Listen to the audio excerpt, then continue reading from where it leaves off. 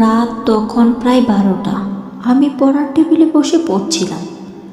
হঠাৎ জানালার বাইরে থেকে খুব আস্তে করে আমার নাম ধরে কেউ ডাকলো, মীরা, বাইরে এসো।